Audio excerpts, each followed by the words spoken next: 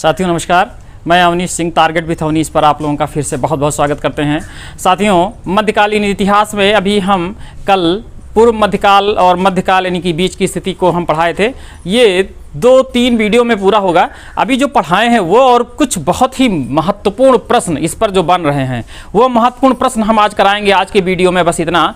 और चूंकि परीक्षा बहुत ही नज़दीक है इसलिए हम सारे प्रश्नों को ही अब आगे से हम सारे प्रश्नों को ही लेंगे और प्रश्न या उत्तर के फॉर्म में ही हम वीडियो को अपलोड करेंगे, आप लोगों को बताएंगे। उसके बाद परीक्षा जब पेट का खत्म होगा तो अब यूपी SSS या यूपी PCS का हम सिलेबस लेके बिल्कुल थारोली सारे एक को क्लियर करते हुए पढ़ेंगे। अभी फिलहाल क्वेश्चन आंसर के रूप में हम देखते हैं। हम सबसे पहला क्वेश्चन देखते हैं कि इल्तुतमिश के समय अवध में कौन विद्रोह किया था। तो इसका आंसर होगा पृथु। अवध में पृथु, इल्तुतमिश में एक ही विद्रोह था, बहुत ही, इसका उत्तर होगा पृथु। इल्तुतमिश के समय में विद्रोह किया था और इल्तुतमिश कुतुबुद्दीन ऐबक के बाद दिल्ली का शासक बनते हैं और यही दिल्ली का सबसे पहला और वास्तविक शासक माना जाता है। इल्तुतमिश सबसे पहला दिल्ली का सुल्तान माना जाता है और यही दिल्ली का वास्तविक दिल्ली सल्तनत का वास्तविक संस्थापक माना जाता है। तो इल्तुतमिश के समय में पृथु का विद्रोह हुआ था, बहुत ही इंपॉर्टेंट है। उसके बाद एक दूसरा प्रश्न है, तुर्कान चहलगानी यानी 40 अमीरों का समूह का गठन किसने किया था? इल्तुतमिश ने किया था। 40 सरदार यानी 40 अमीरों का गठन इसलिए किया था कि ये प्रशासनिक कार्यों में अपना भागीदारी निभाएंगे और प्रशासन को मजबूत करेंगे। तो इसका उत्तर होगा इल्तुतमिश। इल्तुतमिश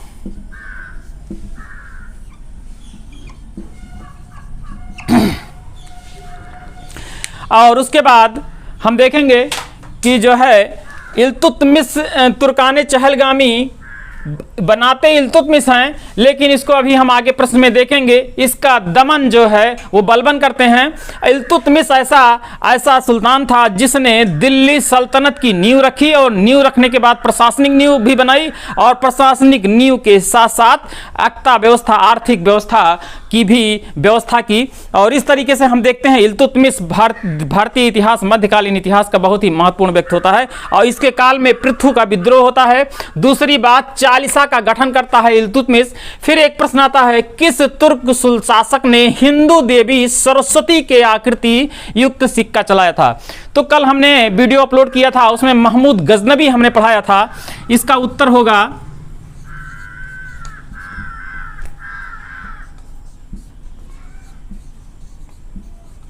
महमूद गजनबी। महमूद गजनबी जैसा कि बहुत ही इंपॉर्टेंट नाम मैंने बताया था कि भारत पर यह 17 बार आक्रमण किया था और 17 बार में 1009 से लेके 1027 तक इंपॉर्टेंट है और ये 1025 का सबसे इंपॉर्टेंट सोम गुजरात में जो इसका आक्रमण होता है तो ये सबसे इंपॉर्टेंट आक्रमण होता है। और जो 1027 में जाटों से इसका युद्ध होता है वह बहुत ही इंपॉर्टेंट होता है। तो हम देखते हैं कि किस तुर्क शासक में हिंदू देवी सरस्वती आकृति का सिक्का चलाया? तो यह महमूद गजनबी था। भारत पे सबसे सफल आक्रमणकारी यही महमूद गजनबी, आक्रमणकारी नहीं, लूटपाट करने वाला व्यक्ति, और लूटपाट के वापस चला जाता था। इसका उद्देश्य ही था कि भारत से धन कमा के वापस जाना। इसमें इसका उद्देश्य भारत में शासन करना नहीं था, इसलिए वह मंदिरों को आके लूटा करता था, क्योंकि जो उससे पहले गुप्त काल के बाद जो मंदिर व्यवस्था थी जिसमें धन सबसे ज़्यादा होती थी, सोना चांदी सबसे ज़्यादा वहीं पर होते थे और सुरक्षा भी उतना नहीं था, तो लूटना बहुत आसान होता था। तो महमूद गजनबी था। तो यह बहुत ही हिंदू देवी सरस्वती का जो आकृति है वह महमूद गजनबी के समय इसने सिक्का चलाया था। उसके बाद फिर प्रश्न है, किस पहला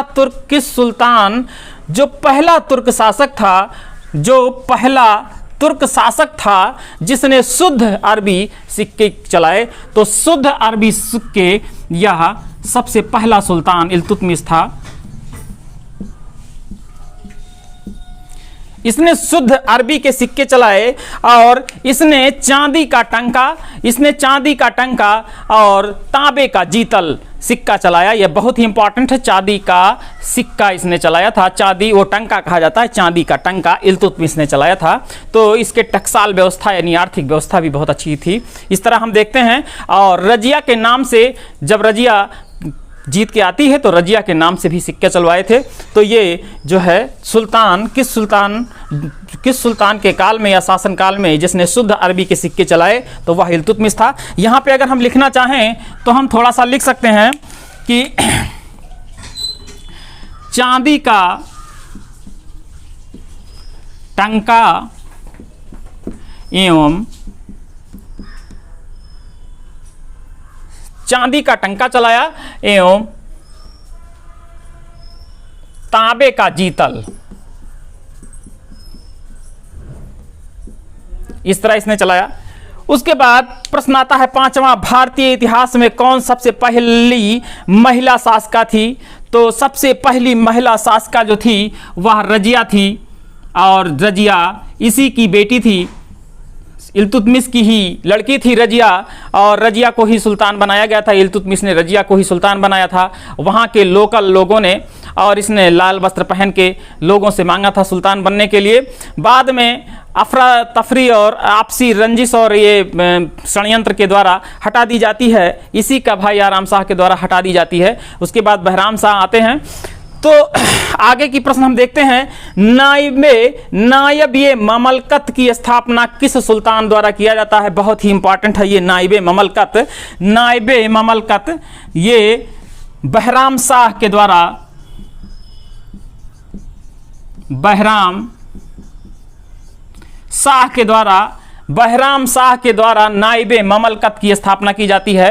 नायब ममलकत एक मतलब ये कि जितने भी मामले होते हैं उनका नायब होता है, यानी कि पूरा प्रधानमंत्री जैसे पावर होता है, सभी मंत्रियों का एक प्रधान होता है, ऐसे ही नायब ममलकत होता था एक तरीके से वजीर, जो सभी मामलों का देखभाल करता था। यानी कि सुल्तान के बाद जो कुछ होता था वजीर होता था, वजीर के बाद अन्य चीजें होती थीं। उसके बाद फिर बहुत ही महत्वपूर्ण प्रश्न है, रक्त एवं लोह की नीति किस सुल्तान द्वारा अपनाया गया? बहुत ही इंपॉर्टेंट है क्योंकि इसमें दो बात है, रक्त एवं लोह एंड रक्त एवं तलवार। तो रक्त और लौह की जो नीति है वो बलबन ने अपनाई थी, और रक्त और तलवार की नीति अलाउद्दीन खलजी ने अपनाई थी। तो पहले हम रक्त जो प्रश्न देखते हैं, रक्त एवं लोह की नीति किस सुल्तान द्वारा स्थापित किया गया? तो उत्तर होगा इसका बलबन।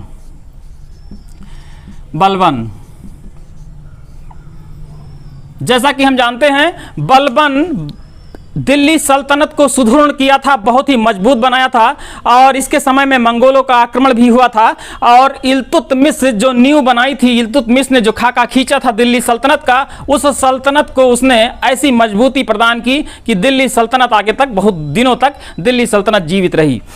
उसके बाद एक प्रश्न फिर है, किस सुल्तान ने चालिसा दल का दमन किया? चालिसा दल का दमन कौन किया था? तो वो बलबन ही किया था। चालिसा दल का दमन हम यहां लिख देते हैं बलबन,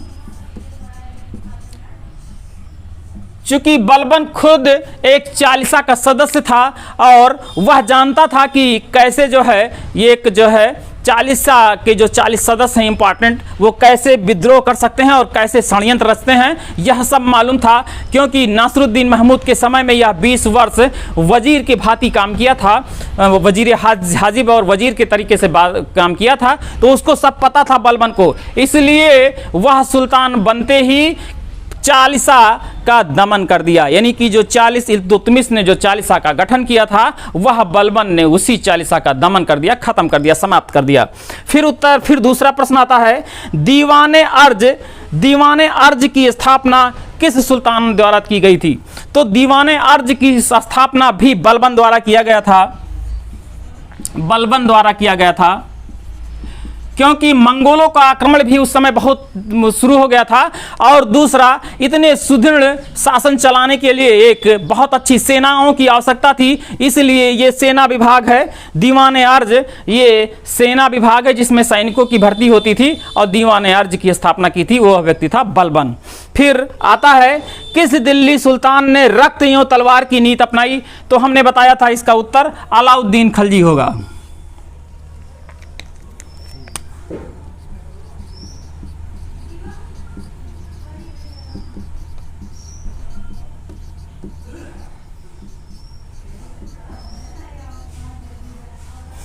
उसके बाद है बहुत ही इंपॉर्टेंट है रक्त एवं तलवार। जब तलवार आएगा, रक्त के साथ तलवार आएगा तो अलाउद्दीन खिलजी, और जब रक्त के साथ लौह आएगा तो हम ये बलबन आएगा। बहुत ही इंपॉर्टेंट ये है। उसके बाद फिर एक बहुत ही इंपॉर्टेंट प्रश्न है, हाजी मौला का विद्रोह किस सुल्तान के समय हुआ था? तो हाजी मौला का विद्रोह अलाउद्दीन खिलजी के समय हुआ था। यह भी बहुत ही इंपॉर्टेंट सवाल है। ये है अलाउद्दीन खिलजी।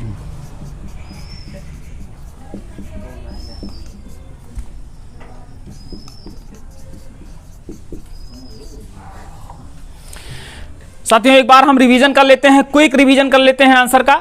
उसके बाद हम क्वेश्चन आंसर के रूप में ही सारा वीडियो देंगे। बहुत ही जल्दी खत्म हो जाएगा, ये मेरा दावा है। 20 से 22 में हम सारे क्वेश्चन को मॉडर्न मतलब एंशिएंट हो गया है और मेडुअल के क्वेश्चन आंसर कराएंगे और मॉडर्न। उसके बाद जितने भी एक दिन हम पूरा वीडियो जो है मैराथन की तरीके से लेंगे, पूरा हम करेंगे, पूरी इतिहास हम एक साथ करेंगे। उसके बाद हम पॉलिटी के प्रश्न कराएंगे और उसके बाद ज्योग्राफी के प्रश्न कराएंगे और इकोनॉमी को साथ में बचे हुए प्रश्नों को कराएंगे और फिर समसामयिक को हम रेगुलर लेके चलते रहेंगे। तो हम एक बार फिर इसको रिपीट करते हैं। इल्तुतमिश के समय अवध में कौन विद्रोह किया था? तो अवध में पृथु नाम का व्यक्ति पृथु ने विद्रोह किया था। दूसरा प्रश्न है तुर्कान चहलगानी यानी चालीसा का गठन किसने किया था? या 40 अमीरों का समूह का जो गठन हुआ किसने किया था? तो वह इल्तुतमिश ने किया था। उसके बाद किस तुर्क शासक ने हिंदू देवी सरस्वती की आकृति की युक्त सिक्का चलाया था? तो वह महमूद गजनवी था। उसके बाद यह था किस सुल्तान जो पहला तुर्क शासक था जिसने शुद्ध अरबी के सिक्के चलाए? वह था इल्तुतमिश और यह चांदी का टंका और तांबे का जीतल चलाता था। और उसके बाद नाइबे उसके ऊपर है भारतीय इतिहास में कौन सबसे पहली महिला शासिका थी? तो वो रजिया बेगम थी या रजिया। और उसके बाद नाइबे ममलकत की स्थापना किस सुल्तान ने किया? तो बहराम शाह ने किया था नाइबे ममलकत। और यह बहुत ही इंपॉर्टेंट है नाइबे ममलकत। फिर उस बहुत इंपॉर्टेंट है रक्त एवं लौह की नीति किस सुल्तान द्वारा स्थापित किया गया? तो वह बलबन था। उसके बाद फिर है किस सुल्तान ने 40 दल यानी चालीसा का दमन कर दिया था? तो वह बलबन था। और फिर है क्वेश्चन नंबर 9, दीवान अर्ज की स्थापना किस सुल्तान ने की? तो वह दीवान अर्ज की स्थापना बलबन करता है। मंगोलों का युद्ध होता है हमने बताया, और इतना बड़ा शासन चलाने के लिए एक आधार अच्छी सेनाओं की जरूरत थी, इसलिए दीवान अर्ज की स्थापना करता है। फिर क्वेश्चन नंबर 10 है किस दिल्ली सुल्तान ने रक्त एवं तलवार की नीति अपनाई? तो अलाउद्दीन खिलजी। मैंने बताया रक्त एवं लौह बलबन और रक्त और जब तलवार आए तो अलाउद्दीन खिलजी। उसके बाद फिर है हाजी मौला का विद्रोह किस सुल्तान द्वारा हुआ? किस सुल्तान के काल में हुआ? किस सुल्तान के समय में हुआ? तो अलाउद्दीन खिलजी के समय में हुआ। आगे कल हम पूरा दिल्ली सल्तनत की क्वेश्चन आंसर फॉर्म में पूरा दिल्ली सल्तनत हम खत्म करने की कोशिश करेंगे। उसके बाद हम लोग मुगल पढ़ेंगे और मुगल के बाद हम सीधे मॉडर्न में पहुंचेंगे।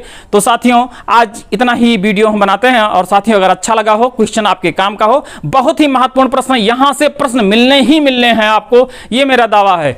तो साथियों सब्सक्राइब करिए और शेयर करिए और लाइक करिए। साथियों नमस्कार, जय हिंद।